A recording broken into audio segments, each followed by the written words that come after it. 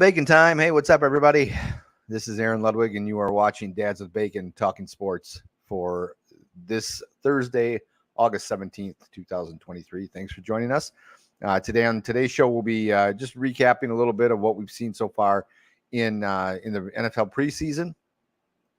Talk about the NFC West this week in our, as we like to call them, our way too early previews. But then again, it is only 3 weeks away now. We started this about 4 or 5 weeks ago. So at that point, it was way too early, but I guess it's getting closer now. So talking about the NFC West, we'll do a little recap or talk about the Women's World Cup, even though the U.S. is out of it, have been for a week or two. It's still going on. So we'll talk about that. Let TJ go off on SummerSlam, which we were going to talk about a couple weeks ago, but Ben hadn't watched it yet. So, we're going to let him do that. And then touch a little bit on college football, and finally wrap it up with kind of a couple rounds of a mock fantasy football draft that we want to do. So with that, I will bring on the members for this week, or TJ, and we got Ben. How's it going, guys? Good. How you doing? What's up? Good. So, yeah, like I said, we were talking about the NFL preseason, and what was funny is I said to my wife, I'm like, I know it's preseason, but it's football. It's actual NFL teams, and I love it, which is true. I do. However, before I came down here, I was checking out the first half of the Cleveland Browns-Philadelphia Eagles game, and I thought I was watching the Cleveland Guardians versus the Philadelphia Phillies. I mean, I think it's 8-3 at the half. I'm like, okay, I do love football, but this is kind of painful to watch right here. So, but again, it's football. Daughter and I are going to the Packer preseason game this weekend against the Patriots, and apparently the Packers got the offense got their butts kicked today in the what do they call it, the joint practice? Thank you, the joint practices, and but they did tear up the Patriots defense yesterday. So again, whether or not any of that matters, I don't know. There were 5 fights today's practice, and one of the Patriots got ejected. So I mean, whatever. I mean, it's practice, but they're making it, trying to make it as if it's an actual game. So Ben, why don't we start with you? Anything that stood out in what you've been able to watch? I mean, you just got back a few days ago from Hawaii, but yep. I don't know if you had a chance to watch any football while you were there or not, or whatever, but why don't you kind of give us your thoughts so far in the preseason? Yeah, so my focus, of course, is on the Packers being priority number one for me anyway. But what surprised me, I guess, has been the media love for Sean Clifford. The guy threw 2 picks. Yeah. 20 for 26, got it. But I thought Magoo was going to get more of a shot to actually play a little bit. I was kind of surprised that way. So but I know Clifford has been impressive in camp and all these things. So that surprised me a little bit. What surprised me a lot was Emmanuel Wilson.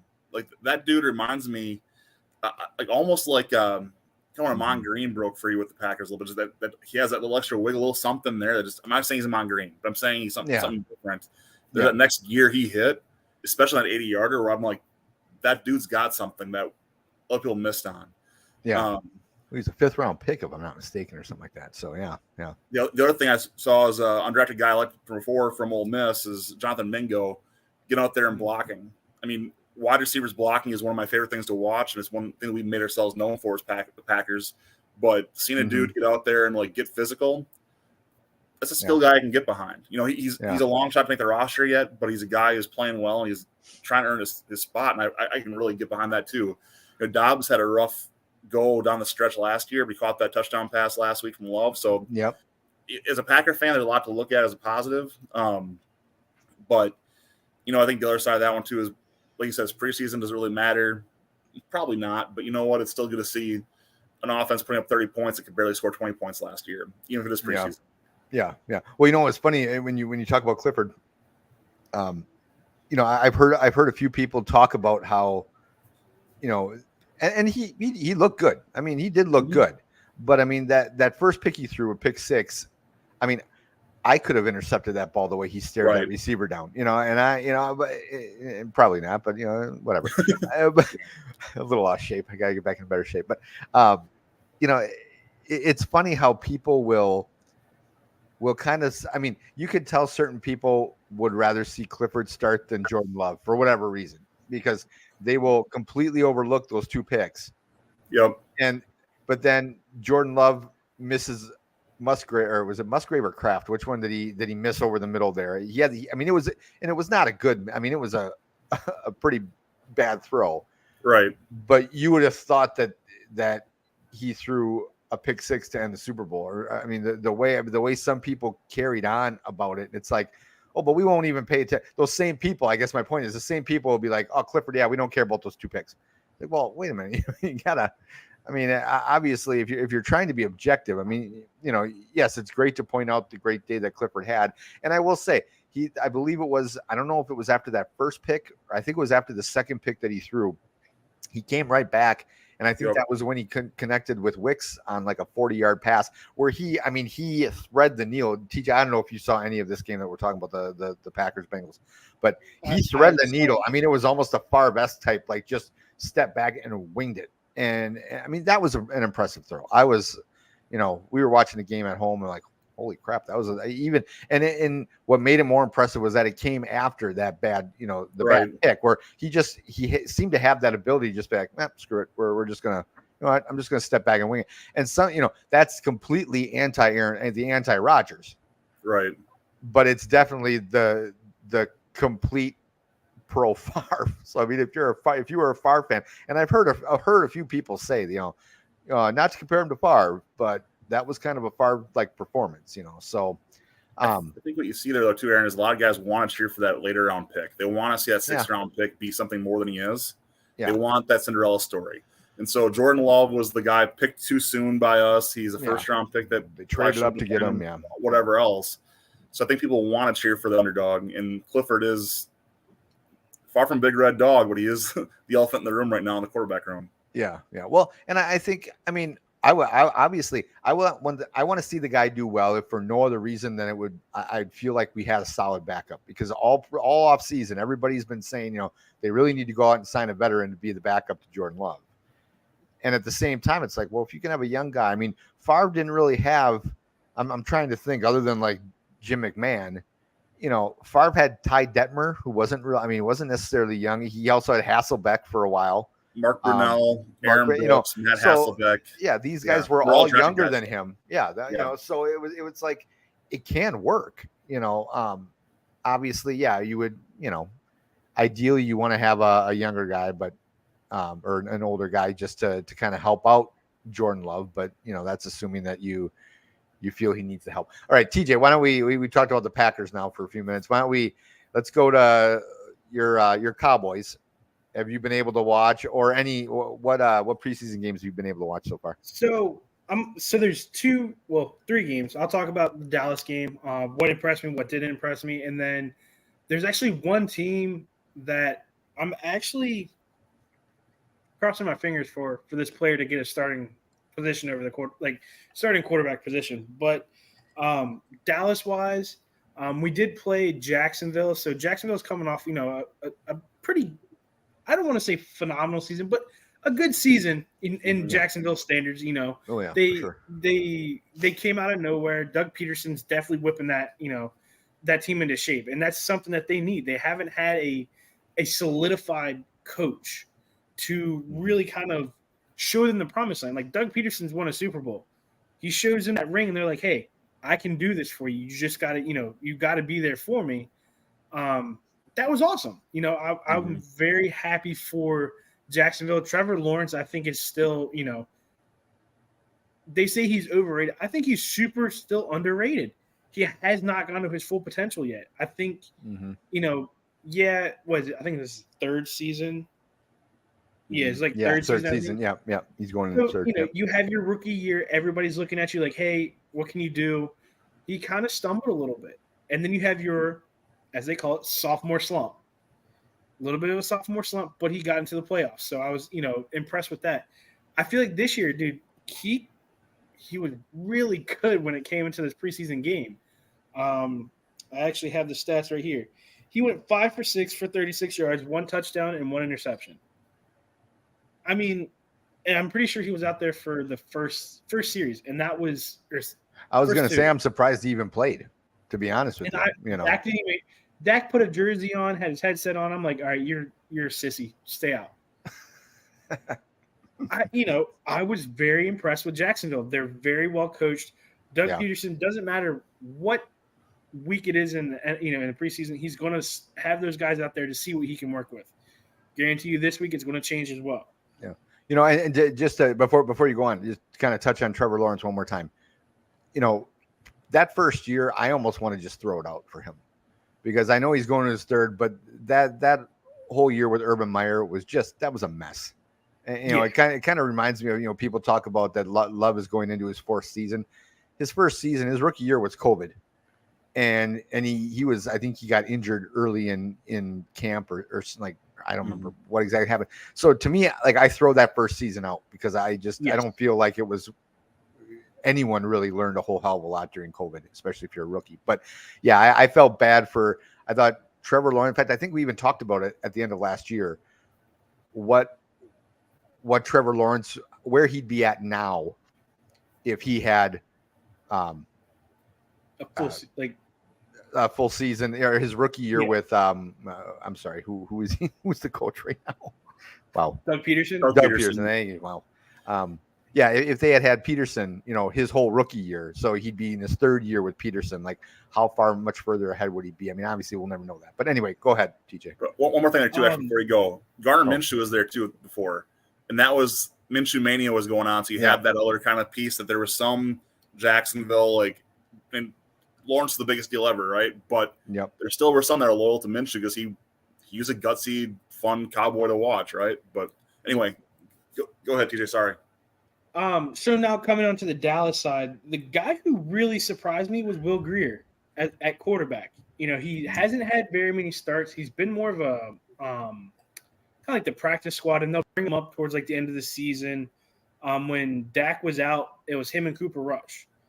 But Cooper Rush went 10 for 12, 83 yards, 0 touchdowns, 0 interceptions. I'm not really too impressed, but Will Grier went 22 for 31, 199 yards, 2 touchdowns, and an interception.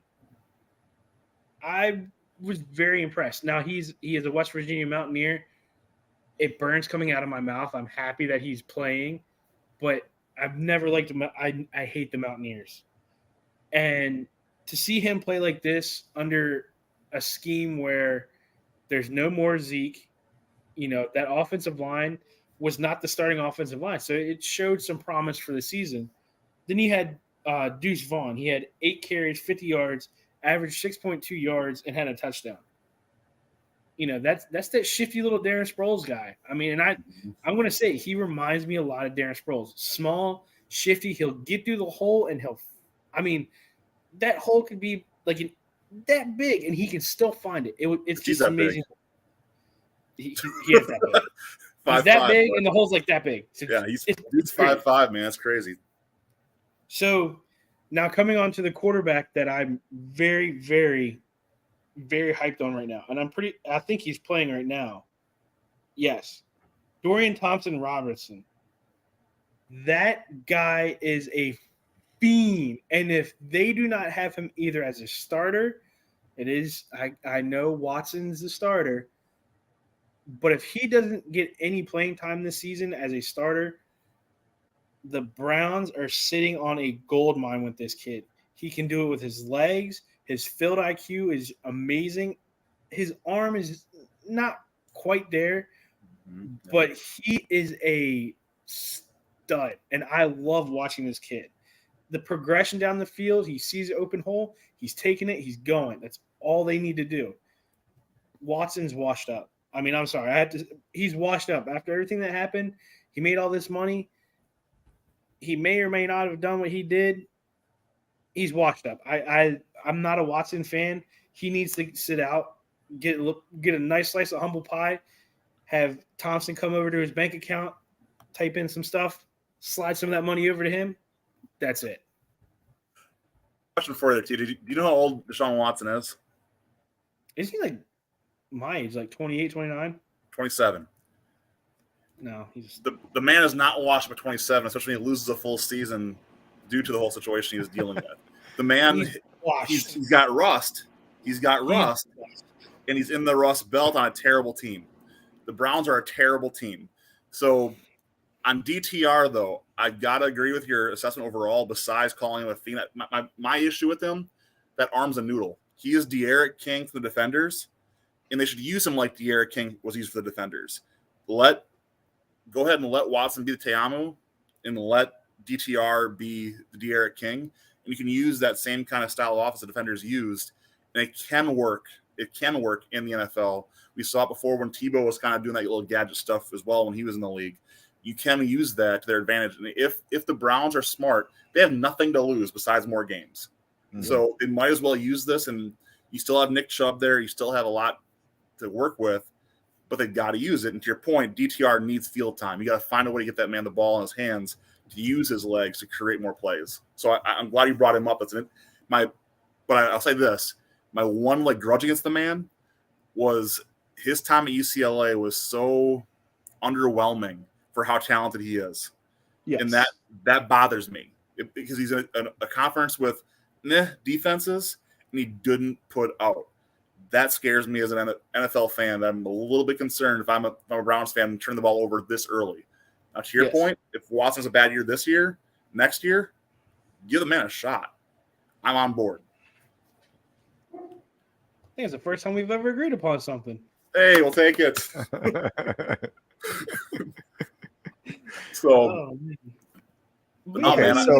Great call-outs. Yeah. So, anything else, TJ, or you good? Okay. So now why don't we go on to the so that's kind of our preseason recap so far. I'm trying to think if there's any big games. Well, say big games. It's preseason. Well, question for Aaron: does anyone beat Baltimore this preseason? They've got their streak going. Does the streak end this preseason? Oh, that's right. Yes. I'm going to say yes, just because it's got to end at some point. But what is it at now? What is it at this point? Do you remember? Is it up to like over 27 games? 27 games. In the 20s, that's something where it is. Yeah, it's crazy. I mean, even for preseason, that's pretty darn. 24. It's pretty darn 24. Okay. Yeah. Right. So the Commanders this week. That's that annual matchup in preseason. Yeah. I was there a couple of years ago in FedEx, and I saw J.K. Dobbins tear his ACL right in front of me. That was terrifying. And that's also the same game where they had sewage leaking in the concourse, by the way. So lovely ballpark there at FedEx Field. Nice. But nice. Anyway, maybe Magic Johnson will fix that, take care of that. We can only hope, right? Yeah. Can't do any worse. That's what you guys say. You really can't. Yeah. You really can't. So, as TJ says, going to happen. Who are they going to lose to in the preseason this year? Who do they have in the preseason? Buccaneers. They're in Tampa Bay after the Commanders game. I'll say, well, yeah, because they just have the 2 more games, don't they? Mm-hmm. I'll say they'll lose to Tampa. That'll be my prediction. But what do you think, TJ? I think they're going to lose this weekend. Okay. Commanders. Okay. I think the Commanders, as much as I hate to say it, I hate the Commanders. I think the Commanders are going to beat them. Okay. Right. Why do you say that, if I can ask? Honestly, so I watched a lot of the joint practices this week, and they're up here in Baltimore. I get live feeds of it all the time at work. Plus, my boss is a diehard Ravens fan, so we always talk about this. He said it himself.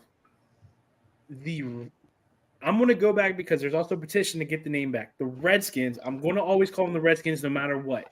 The Redskins defensive line literally pushed back every offensive lineman for the Ravens. Mm-hmm. And it was ridiculous. I think that defensive line gets into it. I think the defensive line comes in, smashes the hell out of the Ravens, and that streak, donezo, gone, finito. And I literally will go into work, give my boss a high five, and say, "Hey, you just got beat by a team that has no name." You know what? It was fun while it lasted. I enjoyed agreeing with you while I could, but I've got to disagree with you here. If the Ravens lose this week, it's Eric Bieniemy that causes the difference. the Commanders have the enemy on the offensive side, and they've got a bunch of running backs who can do different things. And we've seen with the Chiefs, with Andy Reid there especially, those running backs doing great things too. I think you could see something like a Bryant Robinson or other get a few more extra looks, trying to see who's going to be that guy, because Gibson had that look before. Robinson took it over last year. So who's going to be the man for Bieniemy in that offense as running back? And you still have enough young depth in that wide receiver core that could be interesting. However, the poetic justice of Baker Mayfield having a shot to end their streak in Tampa Bay is too good to pass up. So I'm going to go ahead and say if they lose the streak this year, it's in Tampa with Baker throwing 3 touchdowns. All right. So why don't we let's get into the NFC West now that we've talked about we've covered preseason streaks. Let's see. So yeah, this week is our NFC West preview, and let's look at last year. We had obviously the 49ers winning that division at 13-4. Seattle surprising, I think surprising everybody. I know they surprised the heck out of me at 9-8. Rams were 5-12, and of course the Cardinals pulling up the rear at 4-13. So Ben, why don't we start with you? What are your thoughts on this division as a whole? Seattle's the wild card. If I look at this division, for me, Seattle's a complete wild card, and Geno Smith is the main reason for this. Mm-hmm. Did we get a flash in the pan last year, or is Geno actually figuring it out? Talked about TJ's dislike for the Mountaineers. I'm right there with him. You have a guy who was so petulant of a child at the draft, he had to leave because he wasn't drafted in the first round, just about pitching a fit while he's walking out. Finally got his chance to kind of do some growing up. Now he's here in Seattle as a man, a 30-year-old man, figuring it out a little bit. There are a lot of pieces in Seattle that make sense. Pete Carroll's still alive. So I think that Seattle has a chance to still keep surprising us a little bit in that backfield. Well, they already had, Kenneth Walker last year. They doubled down with the draft this year.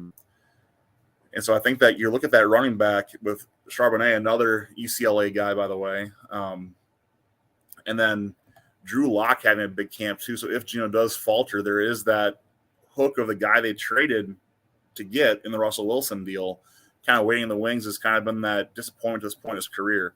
So, and look, Jackson Smith and Jiva is going to be like, DSN is going to be a legit impact player right away. You still have D. Eskridge there. You've got 4 receivers that can play. So I feel like the Seahawks are in a spot where they can legitimately go, but they've got to see the defense come back around to what they were when they were winning games. Bobby Wagner's there, Jordan Brooks, Boye Mafe, Mario Edwards. They've got the guys. They got the dogs, as it were. Jamal Adams is in that backfield. You've got people there that can do some damage. So I'm looking at Seattle as if anyone's beating San Francisco, it's Seattle. I think the Rams have run their course. They got their Super Bowl. I think Stafford does have a comeback player of the year type season to make the Rams relevant. They still miss the playoffs. And the Cardinals are going to be absolutely pitiful. It's going to be ugly, ugly football. And they'll have that shot, the number 1 overall pick next year, which will be really fun to figure out. Do they go Caleb Williams and ditch their plans of Kyler Murray, or do they keep Kyler Murray in position? Okay. Yeah, I'm touching the Niners because I think everyone can see this. The Niners are the team to beat, right? Like that's one of the best teams in the league right now. Yeah. I think that they are probably the safest pick, if not a lock, the safest pick in the NFC. Yeah. To take a shot at the Super Bowl this year. Well, and I think I will say this. I think the most interesting thing about, the NFC West. I mean, I am interested to see if Seattle can do again what they did last year, or like challenge the Niners at all. I think one of the most interesting questions to me in the NFC West is, right now Trey Lance is a starter for the Niners. When Brock Purdy comes back, do they, what do they do there? Because I still don't think they're really, I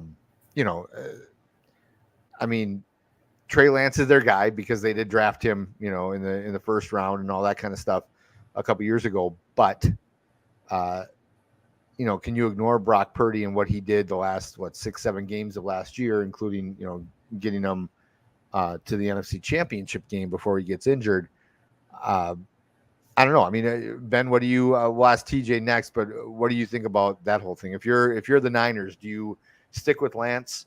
I mean, because he's been playing all preseason, or do you put Brock Purdy in there as soon as he gets back? So I go with Trey Lance. They've spent a lot on to get him there. There's a reason they took him that they did. There's a reason they shipped Garoppolo out to make a space for him to play. Mm-hmm. The man's done nothing wrong but get hurt. Yeah. If we're being very honest, the guy has not played poorly when he plays. He just hasn't played. So I think Trey Lance gets that shot. The other one that I interesting today, like Purdy's throwing like 10+ picks in camp so far. Like he's not protecting the ball. I like Brock Purdy. I liked him when he was in college at Iowa State. But I think that it was a fun story there. Again, we love that Mr. Irrelevant being relevant. But Trey Lance was what he was for a reason too. So I think Trey Lance is going to be that guy, and then Sam Darnold is still on that team as well, and that's worth mentioning because the guy is also still, he has skills. He is a quality quarterback with a coach now in Kyle Shanahan who can polish any rough stone into a diamond, especially at quarterback. So I think this is where I look at the quarterback position, and this is why we can have this big of a question on a team like this, and I can still call him a favorite in the NFC, is because the coach is a mastermind in that offense, and good luck stopping it. The tools are everywhere.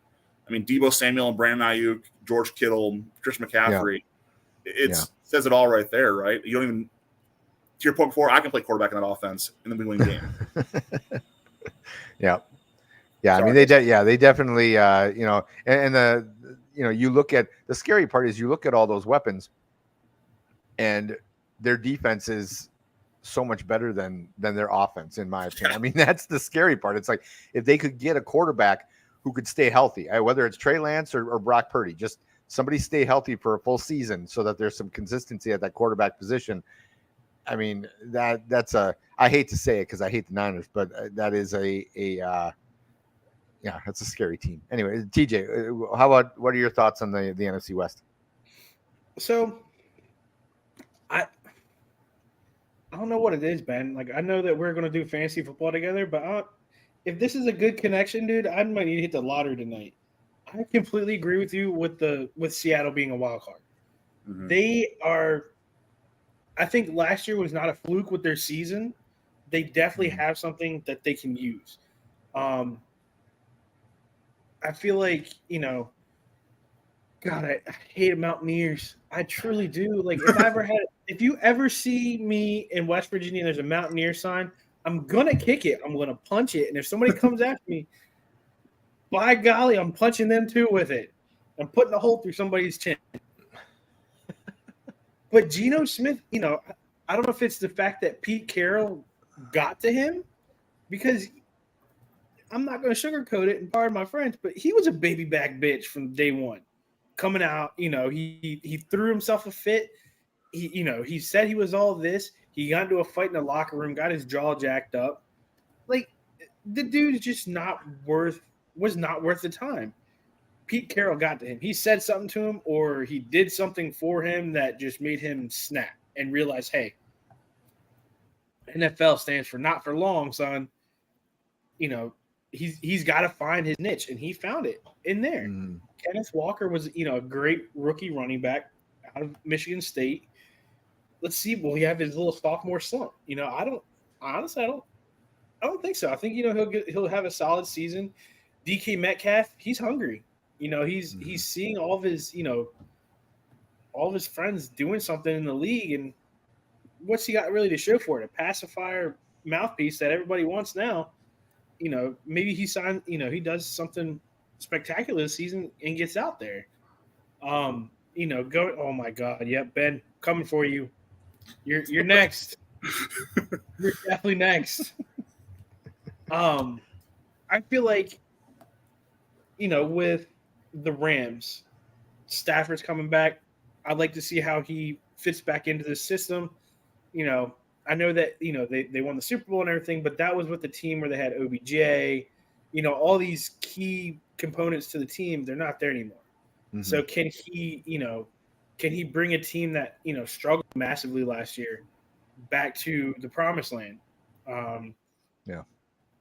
Arizona, this was Hey, I'm going to say this was the way, way, way back predictions, and I said Arizona was going to win this thing. I'm going to stick to that.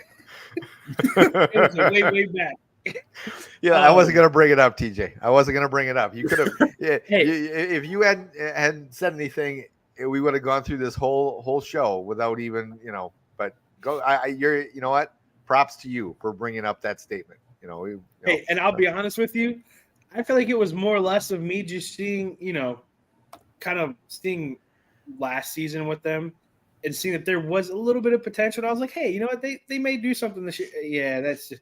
I thought Kyler maybe Murray you were channeling your inner Skip Bayless and just throwing shit against the wall to see what sticks or something like that. I wasn't sure. After seeing that picture of Kyler Murray looking like the dude from The Longest Yard, that prison bitch, I'm done.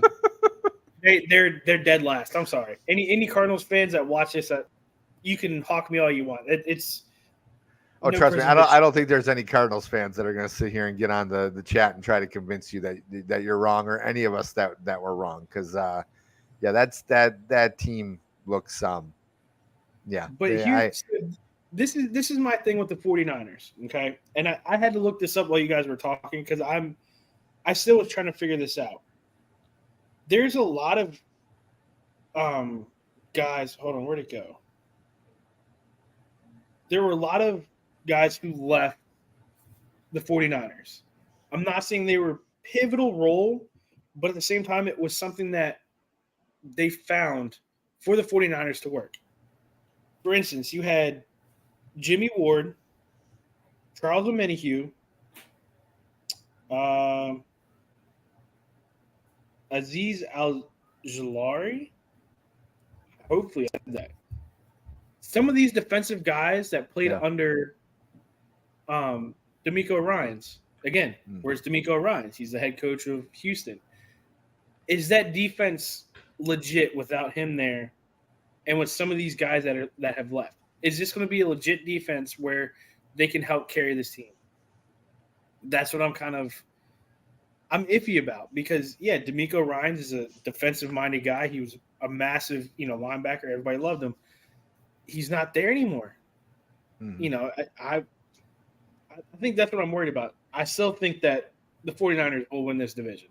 I mean, it's going to be a good division to watch. I feel like it's going to be like the old school, when you saw Vernon Davis get smacked by Richard Sherman or Cam Chancellor. It's going to be one of those divisions this year to where last man standing wins the division. And it could be anybody except Arizona. Arizona's just flocking to the south. Is there any scenario either you guys see the Rams making a run? Any scenario? I don't. I don't. I mean, well, I shouldn't say that.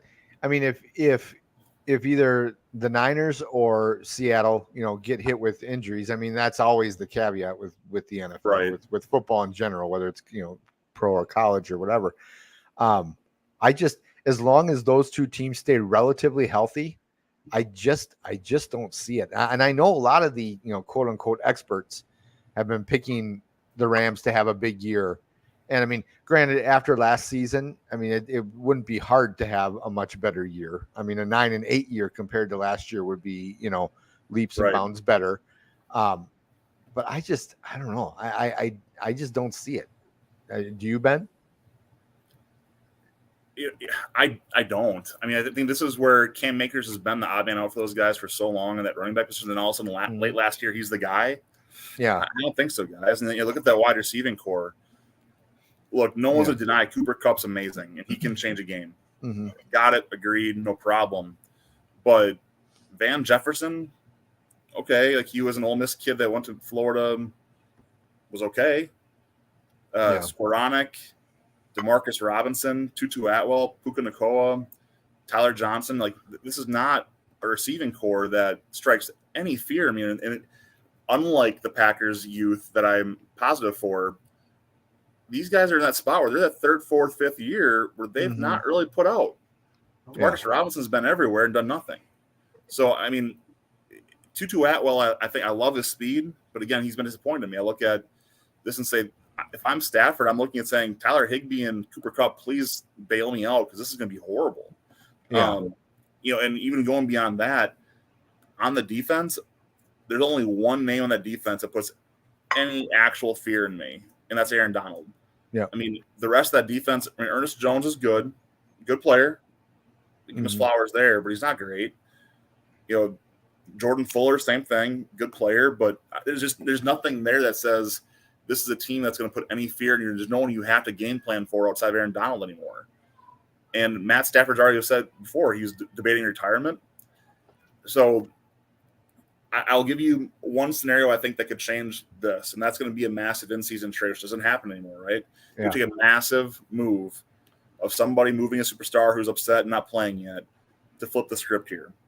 I think that a Kareem Hunt would be a good signing, and then trading for another piece that on the defense to do something to help Aaron Donald out could make them contenders for a wild card, not the division. I was just going to say, I could see them getting a wild card just because the NFC is so much weaker than the AFC. But as far as TJ, how about you? You said you could see a scenario.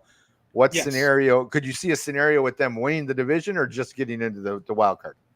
So I can see them getting into the wild card. Sure. And Ben, I'm going to piggyback of what you just said. You nailed it on the head. What you just said. There's going to be somebody who is princessing around. I don't get playing time. I don't fit in this system.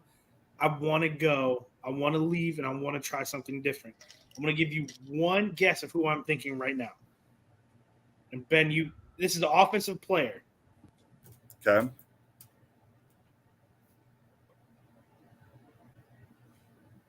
I could see a Mike Evans. No. Andrew or Aaron.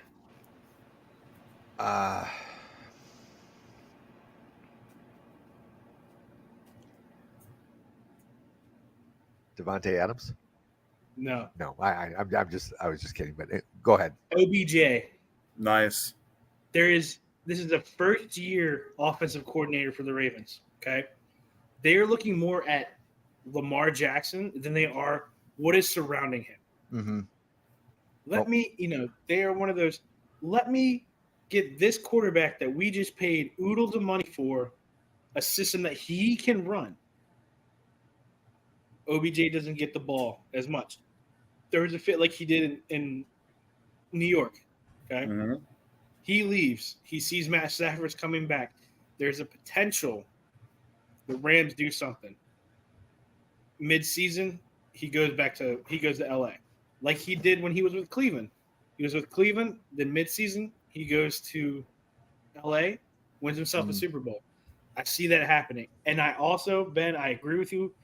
Offensive player, yes. Defensively, I see that as well. Another player that used to play with him that could do the same thing, Von Miller.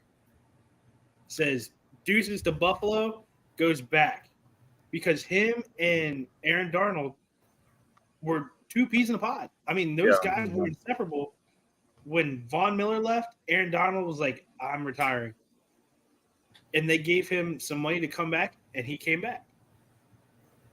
I think we're going to see some old ghosts come back to the Rams team.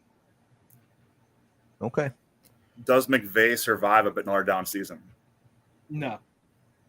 I think if McVay has a sub 500 record this year, they let him go. But do they let him go, or does he just retire? Because remember, he was talking about retirement, I think, after they won the Super Bowl. Or was that last year that he was talking about? I think it was last year that he talked about retiring last year. I don't know if he really truly wants to retire, because if another team comes up and says, hey, you had a good shot here, we've got something here, maybe he takes that plunge into another team. So it's definitely possible, but he could also be go the John Madden route. I mean, John Madden stuff in left. Good.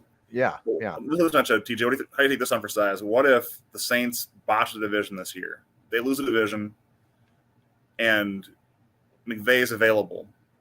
Do the Saints run Allen out of town and go get that offensive coach again to try and create something different if McVay is available? And do you like the fit if they do?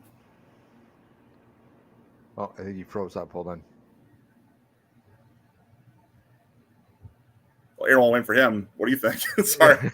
Oh, there you go. TJ, Okay, sorry. Did you hear his question? You froze up there for a minute. No, all I heard was Saints.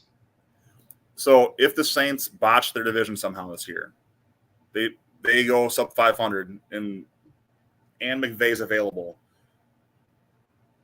Do they run Dennis Allen off and go get McVay to get the offense back on gear and create that next great Saints offense with Derek Carr?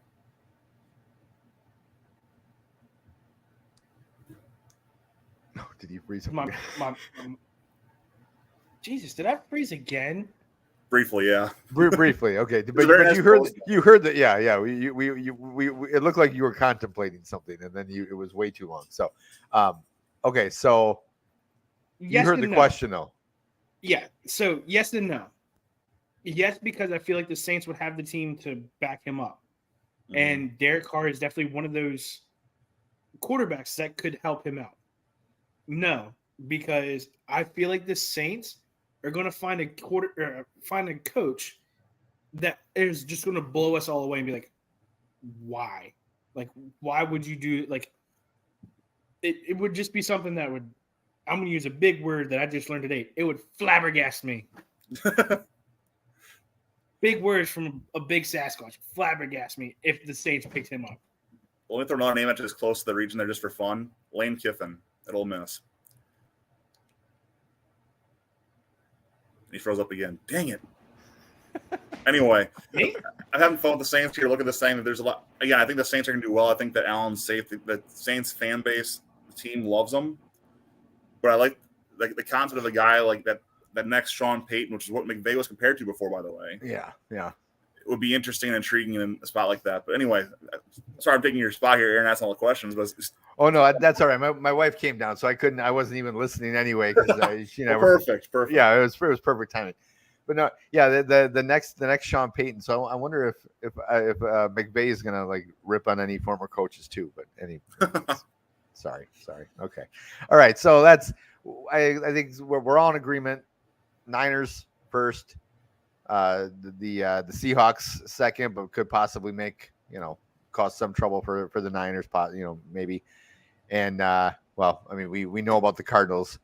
I guess the wild card in some ways is kind of the Rams, depending on how Stafford comes back and how they. I just, I will say this, that division was a lot of fun a few years ago when they had pretty much every team was in contention, and then just the Cardinals became a dumpster fire, and the Rams got injured and didn't have any first round picks for like 5 years, and so that kind of caught up to them. But anyway, so. Okay, next week we'll be talking about we'll be wrapping it up with the NFC North, and then a week or two later we'll have our preview show where we just talk about every single team, and by that time we'll know more about the rosters and everything else. So let's move on. Ben, why don't you kind of give us a recap and your thoughts on the Women's World Cup? I know we talked a little bit about, because I think last week's show when you were still in Hawaii, I think the women had just lost to Sweden and we're out of it, if I'm not mistaken. In a few days, but yeah. So kind of coming off of that, what I mentioned last week is what I'm excited to talk about this week is England has their chance to get the Women's World Cup. And I think it's funny that in the same year where the English captain Harry Kane gets transferred to a German side, the Lionesses are looking at bringing home that cup to England. Which I think so Spain and England is the championship right now. Okay. So that's what we're looking forward to this Sunday. Big matchup. Spain, again, both the men, their men's sides for both Spain and England have severely overshadowed their women's side for years.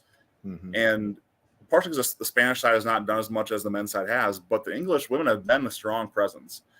And here they have a chance to really put their stamp on the world and say, hey, this is ours. The team I feel bad for right now is Sweden, because Sweden is a team that I thought really had a chance to take this thing, and now they got to play a third place game against a home side in Australia. So the Matildas are going to have the fans' full voice this weekend for that, and it's great soccer to watch. If you've not watched anything yet, it's worth, even if it's a replay, watch one of the matches and just kind of get a feel for just how neat these experiences are. We talked before about or Super Bowls, Taylor Swift concerts, whatever spectacle, WrestleMania. The spectacle is a spectacle. A World Cup final is a spectacle, and I don't care if you have no dog in the fight. It's a spectacle. And I know a lot of Americans we have for years scoffed at soccer, but guys, there's something cool going on here in the world of soccer, and it's worth the watch. And just a quick little tease here as well as going back to mentioned in other conversations, but with World Soccer kind of starting off last week, the MLS kind of has different season time, but the European League is really getting full throat last week. We're approaching a time in our season where we can literally wake up at 6 a.m. and watch soccer or football until literally midnight. It's a beautiful thing. Let's go ahead and just enjoy this. We have a great thing going for us, and if you're not sure where to watch, Peacock carries the English Premier League, and the ESPN Plus has a lot of your Bundesliga matches. So that's the Germans. Serie A, which is Italy, you'll get, I forgot who they're on now. I think it's Paramount Plus. And then Apple Plus carries the MLS package. So anyway, for the soccer fans out there, that's more to watch. But if I can give one big plug there, tune in and watch bright and early, 5 a.m. on Sunday. I was going to ask when that game was, because I know the women against Sweden was like at 4 a.m. or something like that. It's bright and early, but yeah, 5 a.m. England versus Spain for the World Cup final, Central Time. Well, the East Coasters got a little easier at 6 a.m. Yeah, but brew your tea and make some biscuits and let's have a good time. Well, I may have to at least set the DVR to check it out. Right. I have never. Well, my wife's out of town for the weekend, so I'm trying. I could wake up at 5 o'clock in the morning, I suppose, but what the hell's the point? I'll set the DVR and check it out. I try to get into soccer, I really do, and I just some of the. Well, I won't go on here, but TJ, why don't we? So we got. Oh, go ahead, Ben. Go. There's a lot of guys like you, Aaron, and I'll say that. Well, what I found with especially World Soccer is find someone a team you can connect to, or a player you can connect to, and just follow it, and that makes it a lot more fun. It's especially with for me, I connected to Tottenham because my family, like way back when, was from North London. So I had that connection going that way, and then I happened to watch one of their matches when my daughter was a bababy, because I'd wake up. I'm a morning guy. My wife's a night person. Lost my sleeping in for our show, but I'd wake up and watch soccer with my daughter in the morning at 6 a.m. and Spurs were always on whenever I turned on the TV. It seemed like so I just kind of latched onto that with my infant daughter then. But there's little, if you look up who should I follow in the English Premier League, or just there's little quizzes out there like what do you like? Yeah. And ironically, Spurs are kind of like Packers in way too many ways to be comfortable. The constant disappointment, the history is immaculate, but a lot of modern failure.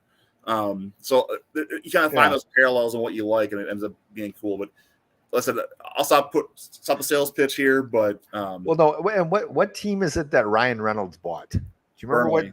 No, sorry, Wrexham. Wrexham was Ryan Reynolds. Wrexham, that's okay. And then JJ Watt and his wife just bought it on Burnley.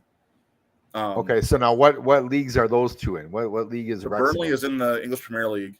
Wrexham is a few levels down. Okay. All right, yeah, because I remember he got them on the cheap because they're trying to build up and all that kind of stuff. Okay, so TJ, let's go to you now.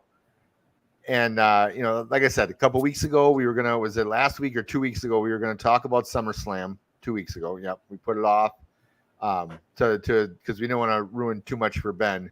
So he hadn't had a chance to watch it, but I'm gonna give you the floor now. Before we go to our college football talk and our mock draft here and all that stuff, because you had some strong words to say about SummerSlam and specifically the WWE. You and your wife, I believe, were more than a little disappointed in some of that stuff. So why don't you go get on your soapbox here and let's hear you preach about the WWE. Well, I'm going to take away from Marco. Since Marco is not here, we do miss and love you, buddy. Come back. Screw football. I left it. You can do it too. I will start the trend. So now this is the Big Tex Squatch hot takes. I'm gonna take Marco's 1004 and my 1005. WWE's lost me, and I don't know why I'm saying this.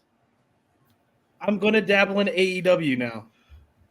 Yeah. I was just gonna say Ben's gonna put his AEW background up for you. I am so done with WWE. It is so predictable for one, because they literally give you everything before the matches even start. Who is gonna win? And it's not even like it's not. Dude, it's so frustrating me. So let's start off with the beginning. Ricochet and Logan Paul. Yep. All right. Logan Paul is becoming one of the most hated superstars in WWE. Him and Dominic Mysterio, both are 1 and 2 right there.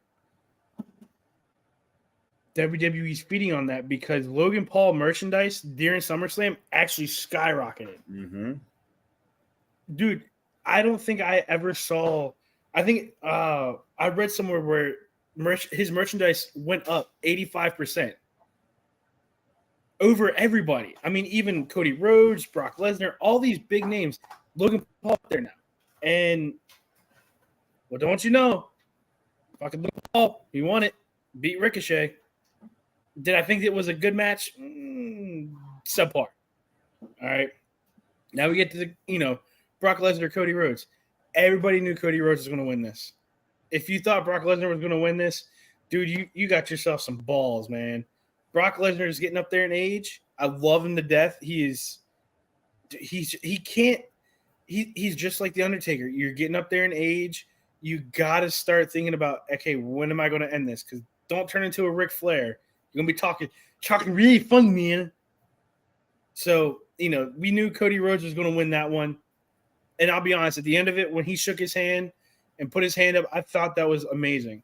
Yep. I've loved Cody. When Cody Rhodes first came out, I watched him. When Brock Lesnar, before he left to go to the UFC, I watched him. Seeing those two was like a childhood dream come true. Mm-hmm. Then we come to the Battle Royal. Have you gotten this far yet, Ben? I have. Hey, everybody got to scream it. Who won it? L.A. Knight. Yeah. My man L.A. Knight finally won something, and he is definitely going to go far with this one. And I'll be honest with you. I think this was what should have happened at Money in the Bank. Mm-hmm. He should have won Money in the Bank. He should. This is his year, and I think they gave this to him because of that. I got to challenge you for a second now. Oh boy! Previous comment. He said they're predictable. They telecast who's going to win. And going to Money in the Bank, everyone said LA Knights got this. There's no doubt this is LA Knights, and they swerved us. They did. So it's a little. I'm with you. To be clear, I do agree with you. I'm playing devil's advocate, but that is a swerve. They like to do that to get you to a point where you're so sure of ourselves, we know what they're going to do, just to go slap you right in the face as a fan. So I'm tracking with you, and I also think it's funny you mentioned LA Knight and Logan Paul, both heels, but yes. LA Knights, both are super over as heels, to levels that I would say would rival that of Kevin Owens or Seth Rollins even as heels getting over. Yep. Sorry, go ahead. So, no, you're good. You're good. So then we go to the Shayna Baszler Ronda Rousey UFC fight. Honestly, I kind of had a feeling that Ronda Rousey would get her ass kicked. I mean, she is the baddest woman in the world. Don't get me wrong. I hope one day I'd never see her because I don't want to get sucker punched. And if she watches our broadcast, oh, dear Lord, I'm definitely getting punched for this one.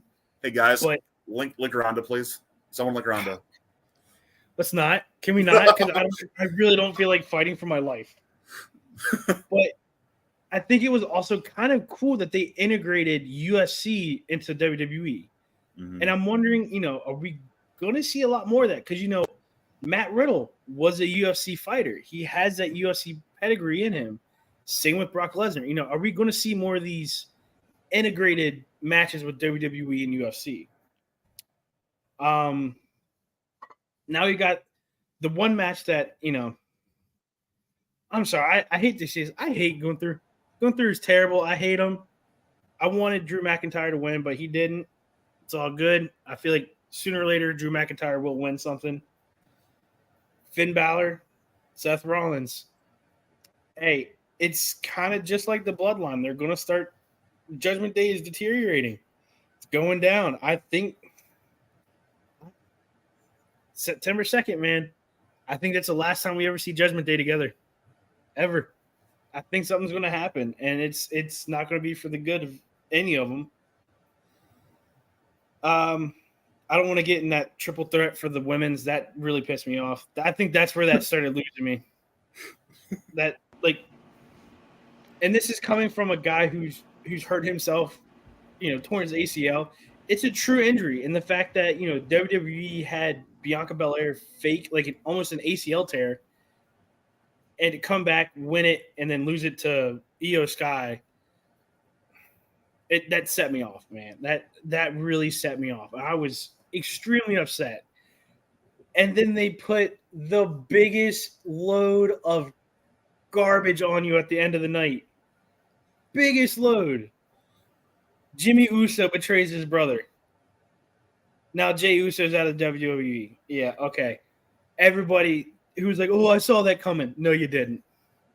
No, you didn't. The only thing I saw coming was the fact that Roman Reigns cannot defend himself. He cannot do it without help. You put Jay in there. Jay was running the table. Jimmy comes out, gets him. Yeah, no, I'm sorry. WWE lost me. Bloodline, over. Roman Reigns, overrated. I'm done. AEW, I will buy a shirt tomorrow.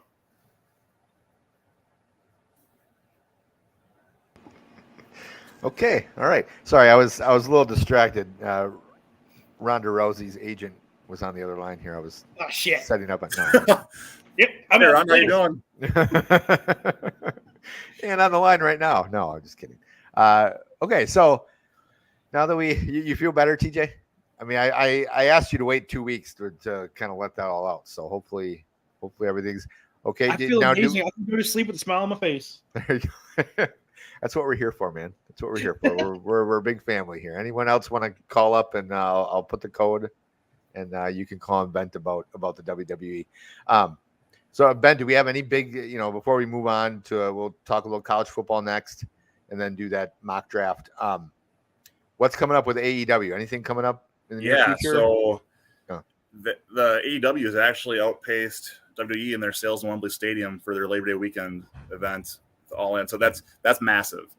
So we got All In and All Out coming up here. Chicago will have All Out. All In will be in London. So we got some massive shows coming for us right now. The funny part to me is, and I know I spout a lot of AEW pro stuff, but I do like WWE as well. I fully admit I love wrestling. I'm good with both. I'm okay. I've accepted being frustrated as part of being a wrestling fan, so I'm good. But right now, as a wrestling fan, the next few weeks are just absolutely loaded with opportunities to watch good wrestling. So now, AEW fans, AEW marks, as it were, are even having a laugh right now at what Collision is becoming, and that's the CM Punk show. And I saw a meme today kind of making fun of this, where just a list as long as Jericho's list of submission moves for guys he doesn't want to see on Collision. And last week, the rumor was that there's apparently he went off script, went business for himself, and called out Paige Hangman again. Just not televised, just literally calls him out unscripted in a dark promo. So I don't understand Tony Khan's what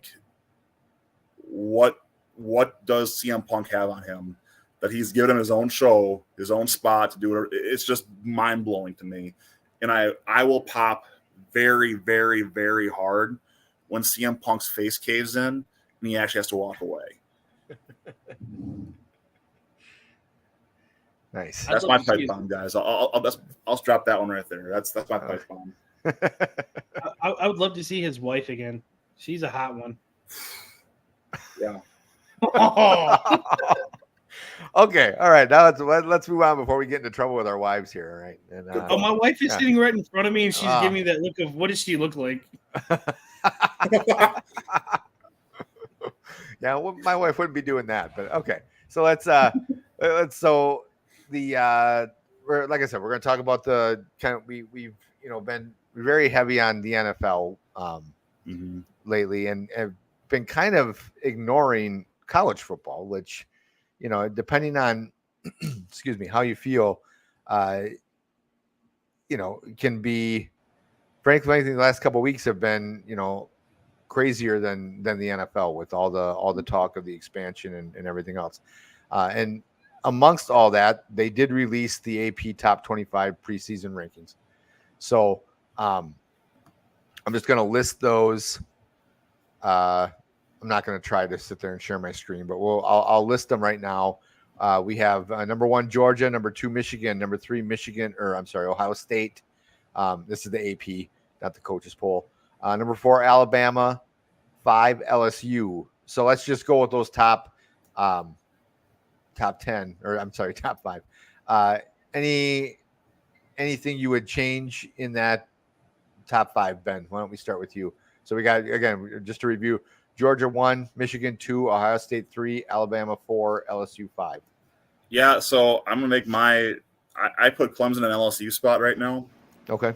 I'd even consider putting USC into that, moving Clemson to the 4 spot, bumping Alabama and LSU both out of the top 5. Okay. I understand there's a lot of people going to hate me for making those comments, but when I'm looking at these teams, LSU they are well coached. I'm not denying that, and they had a good late season run last year. They came around, but they also are extremely overrated, and they are in the toughest division in college football. No matter how you want to shake this thing out, when your easy games are Texas A&M, Mississippi State, and Arkansas, you don't have easy games. You've got an absolute gauntlet. And so LSU could very, very easily be a 6-loss team this year, and no one should be surprised. They could be a 10-win team this year. I understand that. But putting them in the top 5 is kind of just stroking Brian Kelly and the SEC a little bit harder. I think that looking at what we have right now with USC is going to have a lot of guns on their heads in the Pac-12 for killing their conference. But you also have Lincoln Riley and Caleb Williams ready to absolutely deal. So I think USC is in the best position they've been since Pete Carroll to have a legitimate run at a playoff spot or championship we look at right now. I think Alabama, again, all respect for Nick Saban, all respect for the program, but this is the retooling year for Alabama. This is not the same we've seen the last few years where you keep having that next first round or second round quarterback. I mean, look at the cycle you had there. In Mac Jones, Tua, Jalen Hurts was in there, and he was replaced by Tua. Now Bryce Young. I mean, you have a string here of quarterbacks, and now you're kind of spot where no one really knows who's for sure the starting quarterback this year. Yeah. The running backs are, again, they're going to be great. They have 5 stars up and down the roster. I get it. They're going to be good, but you're going to see some losses. I will say right now that Bama loses to either Mississippi State or Ole Miss. That's going to happen. They will lose one of those games. Bama's going to be in danger in the Iron Bowl this year. Bama's definitely not getting past a Georgia team. Tennessee's going to be a tough game for them. Alabama could lose 4 games this year, which is going to give – I'm going to get death letters from Alabama right now if anyone watches this thing. But they are a 4-loss team this year. I will put some money on that. But anyway, that being said, it's I also have to fully admit I hate preseason polls with a passion because of how much they impact the end of the season. To me, until you're 2 games into your conference schedule, I don't want to hear crap about what rank you are. Because the thing I heard all the time, especially in SEC country, was, well, they were 4th at the time. Yeah, they're unranked now. That's an unranked team you beat. Well, they're 4th at the time. Congratulations. You have the prestige points. That's all they had. And Florida State's notorious for that. Texas is notorious for that in the last years. They're better this year, and I fully agree with that. But there's been a lot of bad Texas teams who were ranked preseason because they're Texas. Yeah. So I think overall, like I said, I think this is the fun of it is because that's something to talk about. Yeah. But I'll even throw TJ a little bit of a bone here. I think Texas has a claim to being underrated in this current poll. They're currently at 11 in the polls. I think they're very close to that top 5, if not in the top 5, as far as I'm concerned this year. That's a lot. Oh, somebody's distracting Aaron. Yeah, my daughter's down here trying to ask me about something else. So. Hello. Okay. All right. Like I love live podcasts. So, okay, yes, and I suppose because we are dads. This is what we do. Yeah, this is what we do. That's what we do. So, okay, well, yeah, and I was actually going to ask Ben, you kind of beat me to that question, and so I'll ask TJ too. First of all, TJ, anything you would change with that top 5, number one, and also how do you feel about like these preseason polls? Because I know we do them because then you can hype up a 1 versus 2 in week 2 or whatever, but at the same time, it does, at the end of the season, sometimes it comes down to, like you said, back at the time they beat them and but they suck. Like I feel like Michigan, now again, they've been good the last few years, but I remember I want to say it was about 5 years ago. The Badgers played them early in the Big Ten season. I mean, I think it might have been like week 5 or something like that. The Badgers were really good that year, and they just, I mean, for lack of a better word, they bitch slapped Michigan all over the field. Hey. And I remember, okay. You gotta go upstairs. Bad daddy. So I know. That's why he's supposed to be upstairs right now. Yeah. So, but what was funny is we're watching a halftime show. Is we were at a neighbor's house, and all they kept talking about, and this is why for the longest time I compared Michigan. I said Michigan was the college football version of the Dallas Cowboys for the longest time, because every year. Wow. Yeah, I know, TJ. Sorry. And no offense, but every year, there was all the hype for them. And so I specifically remember this particular game. The Badgers were up, I think, like 28-3 at the half or something like that. It was a butt kicking, and everybody in the booth at halftime and the halftime show was, what's wrong with the Wolverines? And I looked at some of our neighbors I was watching the game with, and I was like, why aren't they talking about the Badgers? The Badgers were really good this year. Maybe we should be talking about the fact that the Badgers are good and your preseason rankings were garbage. Why don't we talk about that? So TJ, now I'll stop rambling. Give me your thoughts on the top 5 right now, and then what are your thoughts on preseason rankings? So I'm actually going to agree with Ben. Alabama and LSU should not be in the top 5 whatsoever. Reasons being is, again, Ben, you nailed it on the head. Alabama does not have a quarterback that is known. Now, granted, I feel like, two of all of them were not very well known coming into Bama's system. But this quarterback they have now, can he take the reins of this dynasty? I mean, like, you can't call it anything less, because they are known for winning championships. I mean, you ask a kid nowadays in high school, who would you want to play college football for? Automatically they're going for Alabama, because that's what they know. I feel like you can replace Alabama and LSU. I will say I would give it to Southern California. Caleb Williams, amazing. Like, the fact he won the Heisman and they are projecting him to win it again this year, I can't disagree. I mean, there's really nobody who, in my eyes, can really dethrone him as a Heisman candidate. Maybe somebody pops up out of nowhere, cool. But I'm not going to take back saying Caleb Williams and go back to back with the Heisman. Now, in my number 5, taking LSU out, honestly, I'm going to put the Longhorns in there. I knew this is going to be a straight just laugh session at me.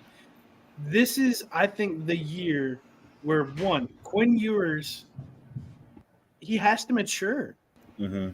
You've got a quarterback behind you with the last name Manning, who has been highly touted. I mean, coaches were throwing their books and hot wives and their hot daughters at this kid just for him to come to their school. And all Sarkisian said was, hey, may not have, your bloodline through here, but we are going to the SEC. Make a name for yourself. And what does he do? He was quiet about it for a little bit, signs with Texas.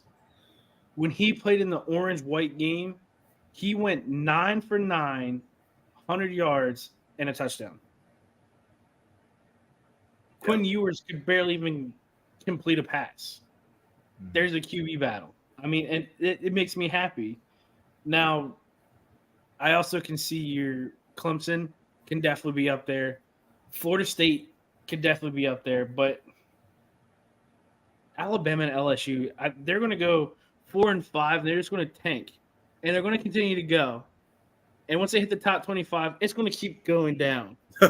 See Navy above these kids. Oh, there we go. Hot takes aplenty. Oh yeah, there you go. Yep. Navy's going to beat Notre Dame too. I hope that happens, but me too. Touchdown, Jesus, hear our prayers.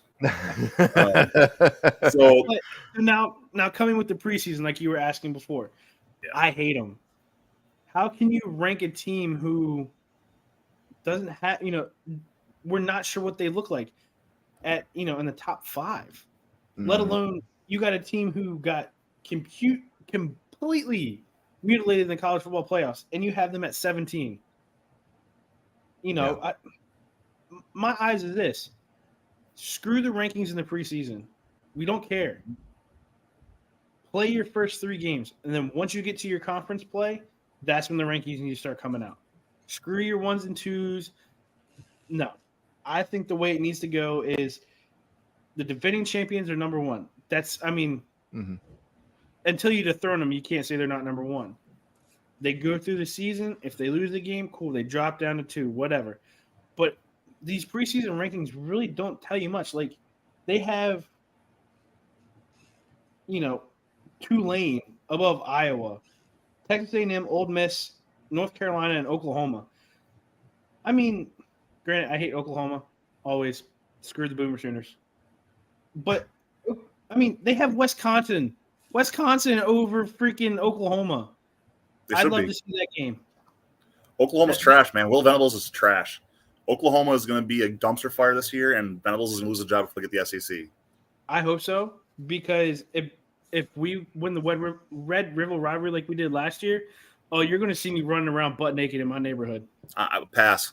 Yeah, that's a hard pass. Hard pass. No offense, TJ. That's a hard pass. TJ, what I'll say is this: don't sleep on Tulane. I'm going to give them their flowers here. That's a team that, I'm telling you, they got players there, man. They got coaches, they got players. New Orleans has something cooking right now.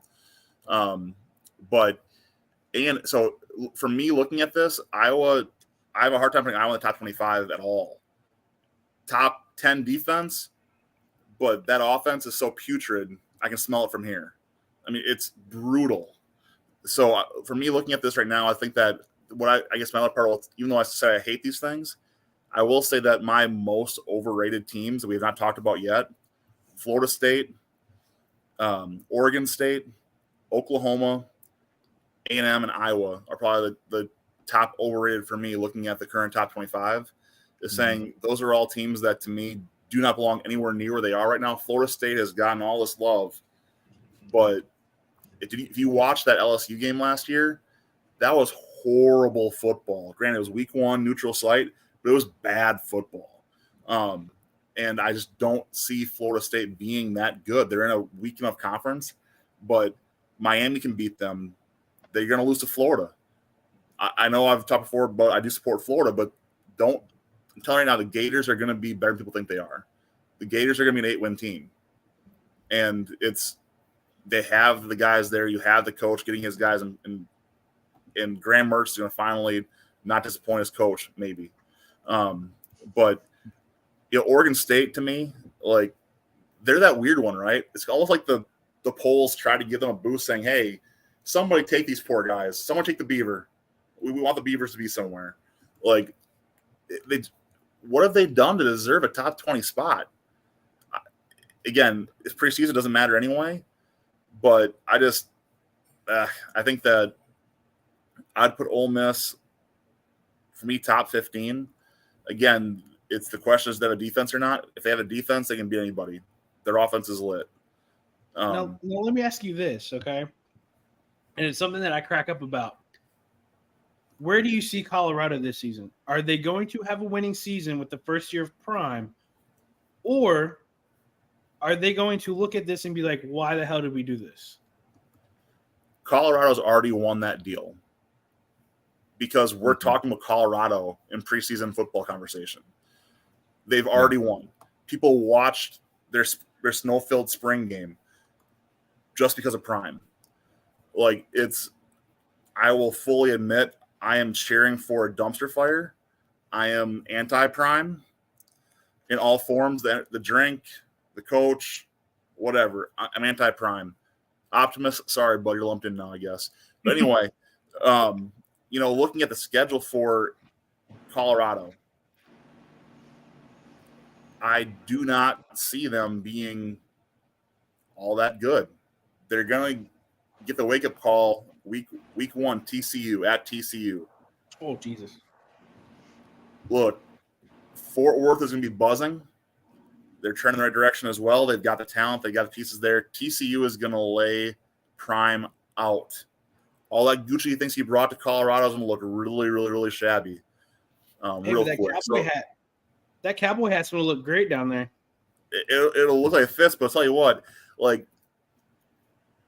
he got crap for not being SWAC when he's in the SWAC. Bro, you're not a cowboy if you live in Colorado, son. Like, we know we followed your entire career. You're not a cowboy. What horse have you ever ridden? Even his truck's a poser truck. Like, what are you hauling with that thing? Anyway, I'm going to Prime, bring it on, buddy. You know who I am. That's fine. I know who you are. Bring it. But even going beyond this, you've got USC at home. That's a loss. At Oregon, loss. Week 2, Nebraska's, I'll call it a toss-up because Nebraska's been a dumpster fire, but they're trying to get themselves back on track. They should beat Colorado State. But if they lose that game, they would be 0-3 with their next 3 being at Oregon versus USC and then at Arizona State. We could legitimately see Prime start off 0-6, and I will be laughing hysterically all show. Yeah. And I will be loving every minute of it.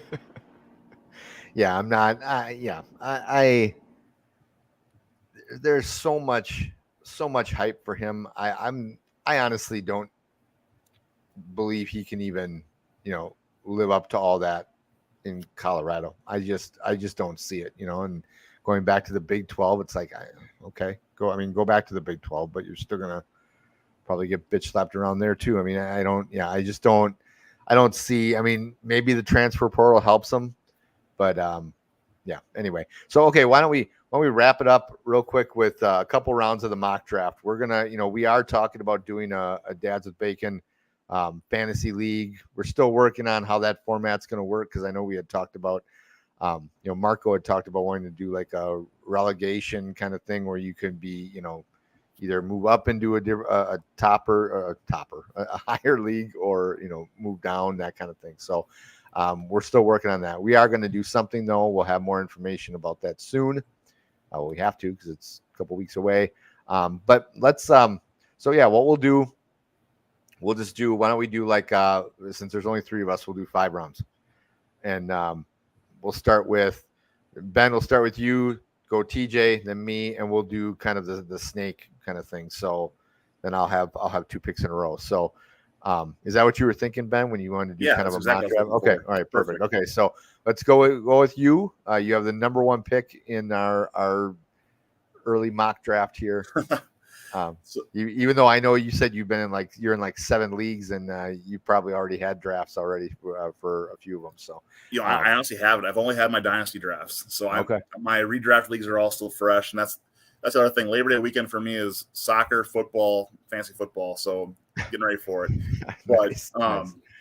Look, so this year, looking at the consensus rankings across the board, this is one of the weirdest years for me, looking at all the wide receivers that are so top heavy in the top end of the board for us. Yeah. I was just looking at that actually when you guys were talking. Oh, excuse me. But Yeah.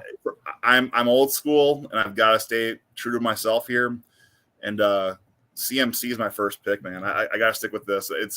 He's in the right offense with unknown quarterback situation and a great team. CMC number 1.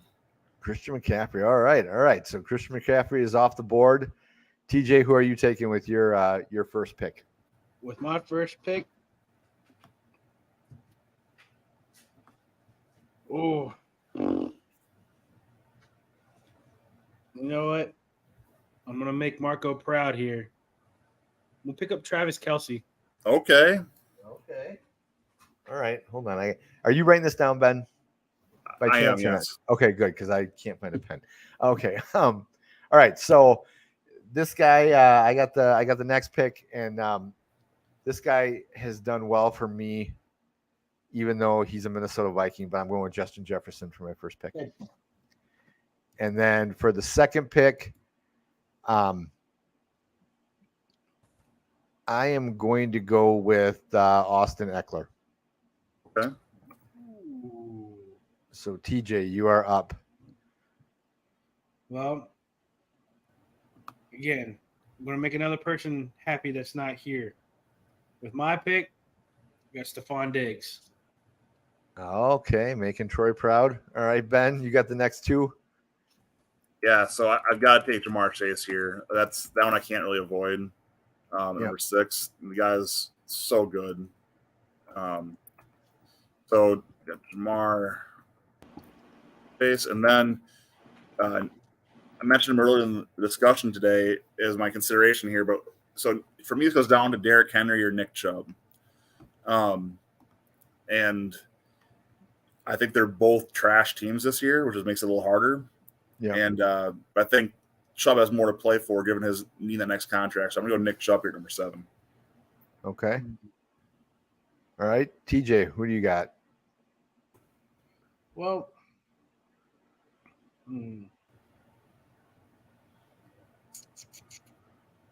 not going to lie. I'm going to go with my man. I'm going to go CeeDee Lamb. Okay. CeeDee Lamb. All right. Okay, so I'm gonna take a flyer on Bijan Robinson. Wow. I have 2 picks here, so I'm gonna grab him as my second running back, and then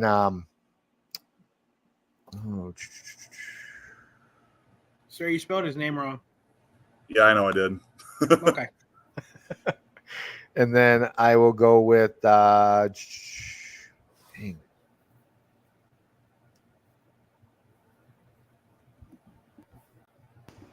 I'm going to go, okay, so the guy I'm going with next, I'm going with only, not because I necessarily have confidence in his quarterback, but he always seems to put up numbers, and that's Devontae Adams. Oh, shit. Hold on. All right. My turn? Yep, Yes. you are up.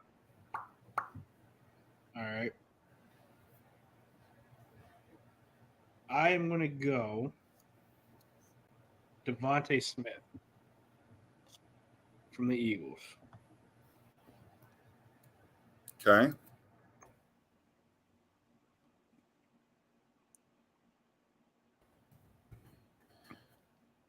Ooh, made it interesting. So I'm going to be the homer pick here. I started Derrick Henry a little bit ago. My first one here is Jonathan Taylor.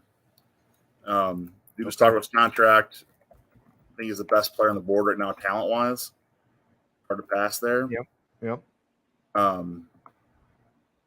So looking at who's available now, Tyreek Hill, Cooper Kupp, A.J. Brown, Saquon Barkley, Pollard, Amon-Ra St. Brown, Garrett Wilson are kind of those names that are thrown around this area right now. I can't deny Tyreek Hill in this spot. I think there's too much speed still and just too much talent there that I think Hill's the guy you got to go with here. Okay. So, and that's your final pick. Oh. So TJ, your final pick here. Y'all can laugh at me all you want. I'm taking my kicker. I'm getting Justin Tucker. Okay. I go kickers early. I love donators in fantasy leagues. They're great. Okay. My last pick. See, and I'm looking at some of these. I have just one list, like top 150 list or whatever. Of course, there's no quarterback, which I wouldn't do. Well, so anyway, that's what I'm but- going to ask you. So looking at this, we have not taken one quarterback yet. Yeah. And two of our boys are still available in Mahomes and Allen. I think the conversation I look at, just for discussion's sake, Cooper Kupp and Derrick Henry are the consensus top guys available. Yeah. I'm going to take a little dart here at TJ, and I think Tony Pollard's overrated this year. I think he's good, but I don't think he's top 3 rounds good. Amon-Ra St. Brown's intriguing, but this is definitely – I don't envy your spot here at 15. It's a tough spot to be picking in. Yeah, I think I'm going to go with Patrick Mahomes. What's interesting is that on the list that I have here, and again, I'm just looking at the one list from let's see, Field Yates from ESPN.com, I guess, or whatever. I don't even know who that is, but he actually has Josh Allen going or ranked at 27 overall of his top 150, and then Patrick Mahomes is number 28, which I guess is a little surprising to me, just because I feel like, Mahomes, and then Hurts is number 29 on his list. So, it's like I would probably, I'm not, Troy's not on the show, so I'm not taking a shot at Josh Allen or at Buffalo, but I feel like Mahomes and Hurts, with what they can do with their legs, and I know Allen can run too, obviously, but I feel like Mahomes and Hurts are more dangerous with their legs, along with their arms, or at least Mahomes is. So yeah, I'd take Mahomes. If all those guys were available, I'd go with Mahomes as my quarterback. So that's what I'm going to take. Anyway. So I guess one little play I want to throw out there, guys, if we're as we go through the next few weeks, just to whoever's watching and listening, if you got things you want us to tackle, people you want us to talk about, players, fantasy outlook, college teams, pro teams, please throw those questions here in the comments in the video or on the group, and let's hit those things up here. And we want to keep those discussions active. So, Of course, as we're going through these shows, definitely feel free to pipe in. We can get those messages as well. We'll try and discuss live as much as we can. Absolutely. All right. So that's it for this week. We went way over, but hey, we're having a lot of fun talking about NFL preseason. We'll be talking about the NFC North, finishing up our early predictions before we have our NFL preview show in a couple weeks. So anyway, that's it for this week's show. Like I said, we will be doing some fantasy football leagues through Dads with Bacon TV, and we'll keep you guys posted on the group and on Facebook. So for all of us here, everyone else, have a great week, and we will see you guys next Thursday. Go Rockers.